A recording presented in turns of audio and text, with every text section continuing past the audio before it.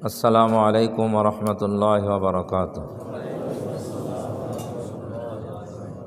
अल्हम्दुलिल्लाहि Kaffa व सलामुन अला इबादिहिल्लज़ीना इस्तफ़ा। अम्मा बअद फ़क़द क़ाल अल्लाहु तआला फ़ी कलामिहिल मजीद व फ़ुरक़ानिहिल हमीद। अऊज़ु बिल्लाहि मिनश शैतानिर रजीम।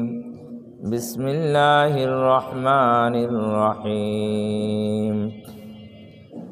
या अय्युहल्लज़ीना आमनू इन जाअकुम फ़ासिक़ुम बिनबइन फ़तबय्यनू अन तुसीबू क़ौमन बिजहालतिन फ़तुस्बिहू अला मा फ़अल्तुम नादिमीन।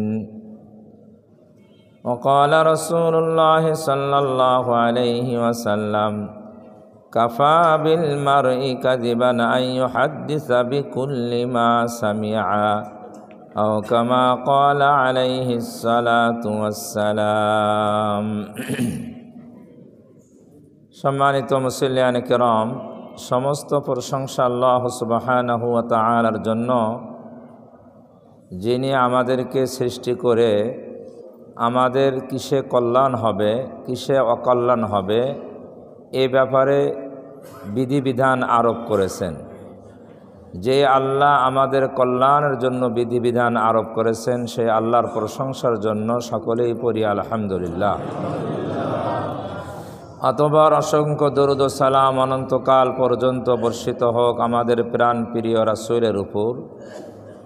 মানব জাতির কল্যাণ যে সমস্ত বিধিবিধান পালন করলে হবে, এই বিধিবিধানগুলো আমাদের প্রিয় রাসূল তার জীবনে বাস্তবায়ন করে দেখায়ে মানব সমাজে কল্যাণ প্রতিষ্ঠিত করেছিলেন। সেই রাসূলের শানে দরুদ ও সালাম পাঠ করি সাল্লাল্লাহু আলাইহি ওয়াসাল্লাম। পবিত্র কোরআনুল কারীমের সূরাতুল হুজুরাতের ৬ নম্বর আয়াত আমি পাঠ করেছি। মুসলিম শরীফ থেকে একটা হাদিস পাঠ করেছি। এই আয়াত এবং হাদিসকে সামনে রেখে গুরুত্বপূর্ণ একটা বিষয়ের উপরে আলোচনা করব ইনশাআল্লাহ। আলোচনার আগে একটি মাসালা বলবো। সে মাসালাটা হলো এই তাকবীর সংক্রান্ত মাসালা। আমরা তাকবীর বুঝি তো? তাকবীর কাকে বলে? আল্লাহু আকবার। তাকবীর মানে আল্লাহু আকবার। পবিত্র কোরআন ও হাদিসের আলোকে এই তাকবীর, কিছু তাকবীর আছে ফরজ। তাকবীর কি? তাকবীর বলাটা ফরজ। কিছু তাকবীর আছে তাকবীর বলাটা ওয়াজিব। কিছু তাকবীর আছে এই তাকবীর বলাটা সুন্নাত। আর কিছু তাকবীর আছে যেই তাকবীর বলা মুস্তাহাব। তো কয় প্রকার তাকবীর হলো আপনারা কি জানেন? ফরজ ওয়াজিব জানেন।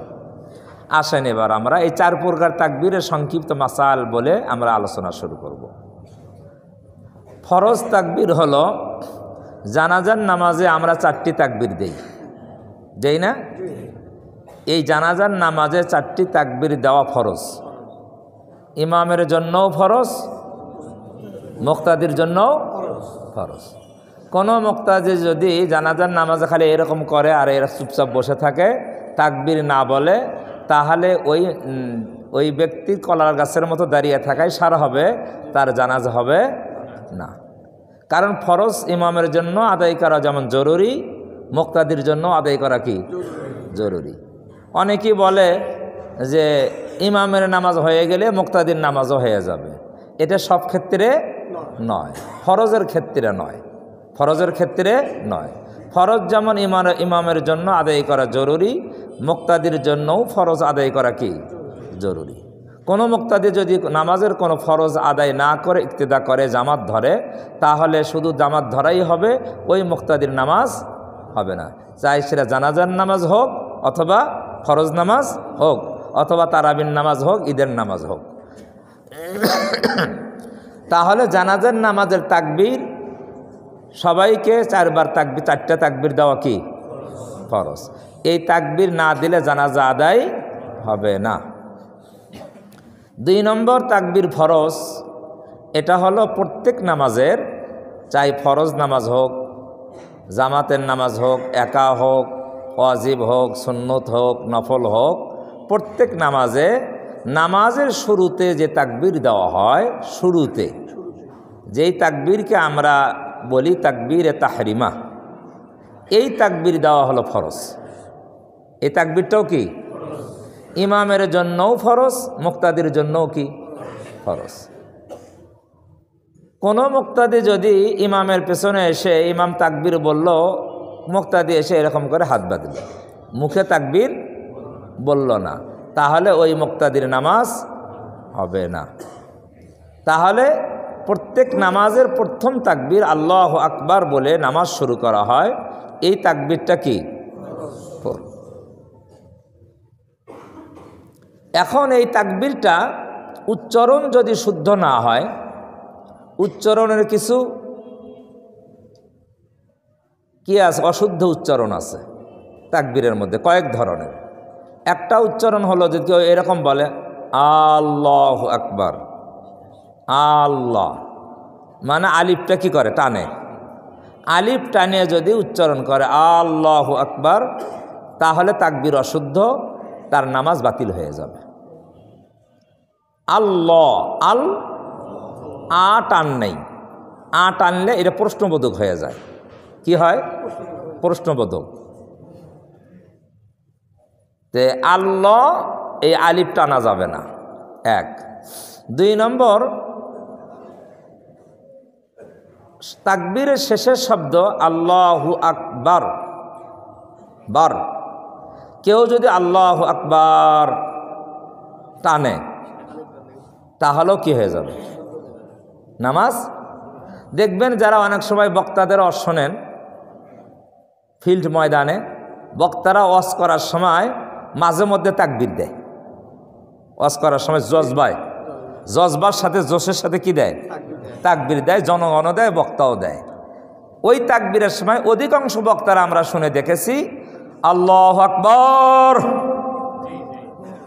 এরকম তাকবীর দেয় না, একেবারে অশুদ্ধ। এই তাকবীর দেওয়া নাজায়েজ, এইভাবে জেনে শুনে অশুদ্ধ তাকবীর দেওয়া নাজায়েজ। নামাজে পড়লে নামাজ হবে না, নামাজ বাতিল।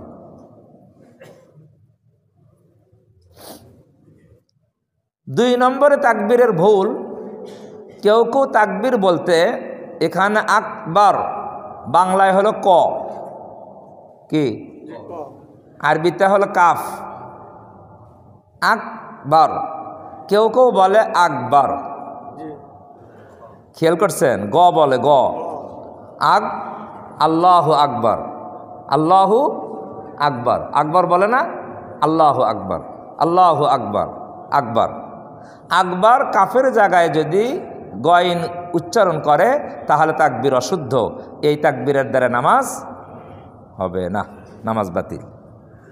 তাহলে তাকবীরটা শুদ্ধ করা এটা খুব গুরুত্বপূর্ণ একটা কি বিষয়। তাহলে আল্লাহুর শুরুতে আলিফ টানা যেমন ভুল, শেষে আকবার এখানে বা টানাও কি ভুল, এতে নামাজ নষ্ট হয়ে যাবে। দুই নম্বর, জামাতের নামাজে ইমাম সাহেব যখন তাকবীর বলে নামাজ শুরু করবে, মুক্তাদিরা তাকবীর কখন বলবে? ইমামের আগে বলবে না সাথে সাথে বলবে না পরে বলবে? কথা বুঝছেন না বোঝেন না? যদি ইমামের আগে তাকবীর শুরু করে তাহলে ওই মুক্তাদির নামাজ বাতিল। ইমামের আগেই যদি কি করে?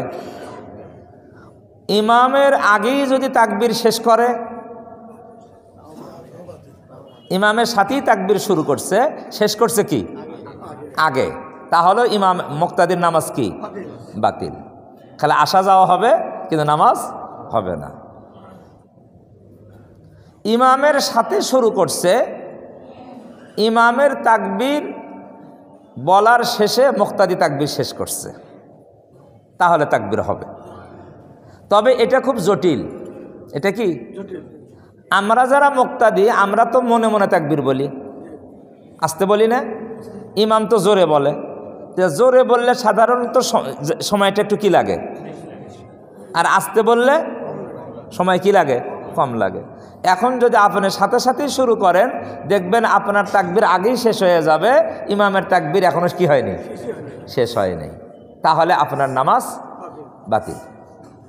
এই জন্য উত্তম হলো ইমামের তাকবীর যখন শেষ হয়ে যাবে, ইমামের তাকবীর কি? ইমামের তাকবীর যখন শেষ তখন মুক্তাদি আল্লাহু আকবার বলে তাকবীর হাত বাঁধবে, এটা কি উত্তম। অথবা এটাও জায়েজ, ইমামের সাথেই তাকবীর শুরু করলো, ইমামের সাথে সাথে শেষ করলো, লক্ষ্য রাখতে হবে তাকবীর যেন ইমামের আগে শেষ না হয়। এটা খুব জটিল, এটা কি খুব জটিল। এই জন্য এই বিষয়টা খুব খেয়াল রাখতে হবে। এই গুরুত্বপূর্ণ তাকবীর, তাকবীর ফরজ তাকবীর, এটাতে কম বেশি হলে নামাজ কি হয়ে যায়? বাতিল হয়ে যায়। তাহলে ইমামের তাকবীর শেষ হওয়ার পরে আমরা তাকবীর বলবো। এখন অনেকেই এইভাবে হাত বাঁধার সময় কান বন্ধ হাত উঠে হাত ছাড়ে দেয়, যায় না? তারপরে কি করে? এটাও সুন্নতের খেলাফ। হাত উঁচা করে কান পর্যন্ত হাত তুলে একেবারে ডাইরেক্ট কী করতে হবে? হাত বাঁধতে হবে, হাত ছাড়িয়ে দেওয়া যাবে না, এটা সুন্নতের খেলাফ। অনেকেই হাত বাঁধার সময় এইভাবে কি হয়? মাথা হালায় দেয়, নিচু হয়, হয় না? মানে একটু ইনকিসারি, কাকুতি মিনতি, বেশি নম্র ভদ্র হয়ে এরকম করে নিয়ত বাঁধে, এটাও সুন্নতের খেলাফ। নিয়ত আমরা যখন তাকবীর বলবো আমি স্ট্রেট কি থাকবো? সোজা থাকবো, সোজা। আমার মাথা ঝুঁকবে না, মাথা কি করবে না? ঝুঁকবে না। হ্যাঁ, কারো যদি কোমর বাঁকা থাকে সেটা তো ভিন্ন জিনিস, কথা বোঝেন নাই? তার কোমর বাঁকা, ঘাড় বাঁকা, সেটা কি জিনিস? ভিন্ন জিনিস, সেটা এই মাসালার সাথে সম্পর্ক নাই। কিন্তু সুস্থ মানুষ স্বাভাবিকভাবেই যে একবারে সঠিকভাবে দাঁড়াইতে পারে, ওই ব্যক্তি তাকবীর হাত বাঁধার সময়, তাকবীর বলার সময় মাথা নিচু করবে না, এটা সুন্নতের খেলাফ। মাথা সোজা থাকবে, এরপরে একবারে এরকম সোজা হাতের আঙ্গুলগুলো স্বাভাবিক রেখে এখান থেকে এরকম আগে হাত উঠাবে, এরপরে হাত আস্তে আস্তে নামবে, তাকবীর বলার সাথে সাথে হাতও কি হবে? নামবে। হাতও বাঁধা শেষ হবে, তাকবীর বলাও কি হবে? হবে। এটা হলো নিয়ম। অনেকেই দেখা যায় আগে হাত বাঁধে তারপরে তাকবীর বলে। আগে কি করে? আগে হাত বাঁধে তারপরে তাকবীর বলে। এটাও নামাজ হবে না, নামাজ হবে না। আরেকটা গুরুত্বপূর্ণ বিষয়, নামাজের নিয়ত করা তো ফরজ। নামাজের নিয়ত কি? মুখে না অন্তরে? মুখের নিয়ত ফরজ নয়, অন্তরের নিয়ত ফরজ। আমি জুমার 2 রাকাত ফরজ নামাজ পড়তেছি, এতটুকু মুখে মনের মধ্যে কল্পনা করলে ফরজ কি হবে? আদায় হবে। এখন ঘটনা হলো আগে আল্লাহু আকবার বলে হাত বাঁধছে, এরপরে মনে মনে নিয়ত করতেছে। আগে আগে আল্লাহু আকবার বলে হাত বাঁধছে, এরপরে মনে মনে কি করতেছে? তাহলে নামাজ বাতিল। আগে নিয়ত, তারপরে তাকবীরে কি? তাহরিমা। কথা বুঝে আসছে? নিয়তটা কি আগে, এরপরে তাকবীরে তাহরিমা। এই ভুলগুলো আমাদের হয়ে যায়, এগুলো আমাদের সংশোধন করা দরকার। আল্লাহ তাআলা আমাদের তৌফিক দান করেন। আরেকটা বিষয় হলো তাকবীরে সুন্নত তাকবীরে ওই কি গেল? ফরজ গেল। ওয়াজিব তাকবীর। ওয়াজিব তাকবীর বলতে পারেন কোন তাকবীর ওয়াজিব? মাশাআল্লাহ, ঈদের নামাজে অতিরিক্ত 6টি তাকবীর দেওয়া হয়। এই 6টি তাকবীর দেওয়া কি? ওয়াজিব।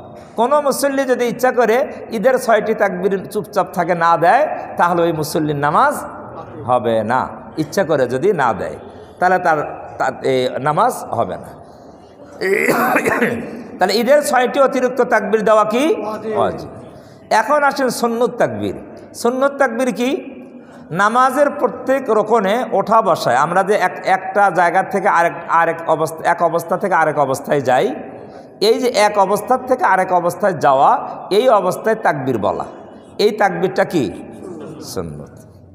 কেরাত শেষ হয়ে গেছে, এখন আল্লাহু আকবার বলে রুকুতে যাব। আল্লাহু আকবার বলবো না? এরপরে রুকু শেষ হয়ে গেছে, আল্লাহু আকবার বলে সেজদায় যাব। সেজদার থেকে আবার উঠবো, আবার যাব, আবার উঠবো। এই যে পরিবর্তনের তাকবীর, এই তাকবীর বলা কি? ইমামের জন্যও সুন্নত, মুক্তাদির জন্যও কি? মুক্তাদি চুপচাপ খালি উঠবে আর বসবে, তাকবীর বলবে না, তা হবে না। মুক্তাদি যেই দোয়া কালাম তাকবীর কেরাত ছাড়া, তাকবীর সানা, এরপরে তাশাহুদ, দরুদ শরীফ, দোয়া মাসুরা, দোয়া এগুলা যে পড়বে, মুক্তাদি জবান বন্ধ করে পড়বে না, ঠোঁট বন্ধ, মুখ বন্ধ, ঠোঁট বন্ধ, মুখ বন্ধ, মনে মনে পড়ে। মনে মনে পড়লে কেরাত আদায় হবে না, কোনো দোয়া আদায় হবে না, মনে মনে পড়া যাবে না। আস্তে পড়ার বিধান হলো ঠোঁট নড়বে, কি করবে? উচ্চারণ হবে, মুখে কি হবে? উচ্চারণ হবে, ঠোঁট নড়বে। বরং কিতাবে আছে নিজের কানে যেন কি হয়? শোনা যায়, নিজের কানে শোনা, অন্য শুনবে না, আমি আমার তেলাওয়াতগুলা শুনবো, এইভাবে পড়তে হবে। মদিনা শরীফের প্রধান যে ইমাম আছে আব্দুর রহমান আল হুযাইফি, অনেক বড় ইমাম, অনেক বড় আলেম, যারা মদিনা শরীফে নামাজ পড়ছেন, উনি যখন নামাজ পড়ায় সিররি নামাজ, সিররি নামাজ বোঝেন? যেই নামাজে আস্তে কিরাত পড়া হয়, কি? আর জেহরি নামাজ, যেই নামাজে জোরে কিরাত পড়া হয়। তো ওনার সিররি নামাজ যে আস্তে কিরাত পড়া হয়, আমি খুব খেয়াল করে দেখছি, অনেক সময় উনি মনে হচ্ছে যে উচ্চারণ করতেছে, শোনা যায়, মাইক দিয়ে কি হয়? শোনা যাচ্ছে, আস্তেই পড়তেছে। আমি খেয়াল করছি আসলে এই মাসালাটাই উনি কি করে? আমল করে, যে আমার কেরাত আমার কানে শুনতে হবে। কথা বুঝছেন না, বোঝেন নাই? এটা ওনার ব্যাপারেই আমি বেশি দেখছি, কারণ উনি বেশি সজাগ, মানে সুন্নতের আমলের উপরে বেশি কি সজাগ। এই জন্য দেখা যায় উনি আস্তে পড়তেছে, তারপর মাইকে একটু শব্দ কি হয়, মনে হয় শোনা যায়। এটার মূল কারণ হলো যে আমার তেলাওয়াত, আমার দোয়া আমার কানে কি হতে হবে? পৌঁছতে হবে। আর আমরা অনেকেই ঠোঁট মুখ বন্ধ করে থাকি, এতে নামাজ হয় না। আল্লাহ তাআলা আমাদের বুঝে সেই অনুযায়ী আমল করার তৌফিক দান করে। আরেকটা মাসলা, নামাজের সালাম আমরা যখন ফিরাই, ইমামের আগেই সালাম ফিরানো। ইমাম তো সাধারণত একটু লম্বা করে সালাম ফিরায়, আমরা তো মনে মনে আস্তে আস্তে সালাম ফিরাই। এখন ইমামের সাথেই সালাম ফিরানো শুরু করলে দেখা যায় মুক্তাদির সালাম আগে কি হয়ে যায়? শেষ হয়ে যায়। তো মুক্তাদির সালাম যদি আগেই শেষ হয়, নামাজ বাতিল হয়ে যাবে, নামাজ কি হবে? এই জন্য উত্তম হলো, মক্কা মদিনায় দেখেছেন যে ওনারা ইমাম সাহেব যখন সালাম ফিরায়, তারপরে যে মোকাব্বির থাকে, দুই দিকে সালাম ফিরানোর পরে মোকাব্বির সালাম ফিরায়। এটা কি খেয়াল করছেন আপনারা? মক্কা মদিনায় ইমাম সাহেব দুই দিকে সালাম ফিরানোর পরে এরপরে কি করে? মোকাব্বির সালাম ফিরায়। তার মানে হলো ইমামের দুই দিকে সালাম ফিরানোর পরে আমাকে সালাম ফিরাইতে হবে, এটা উত্তম। এটা কি সাথে সাথে সালাম ফিরানো জায়েজ আছে, তবে এটা সাবধান রাখতে হবে, ইমাম সালাম ফিরানোর আগেই যেন আমার সালাম কি না হয়। এটা খুব কঠিন হয়ে যায়, অনেক সময় কি হয়ে যায়? কঠিন হয়ে যায়। এই জন্য খুব সাবধানে থাকবো। নামাজ পড়তে আসলাম, কষ্ট করলাম, নামাজ বাতিল হয়ে গেল, তাহলে লাভটা কি হলো? আল্লাহ তাআলা আমাদের বোঝার তৌফিক দান করেন।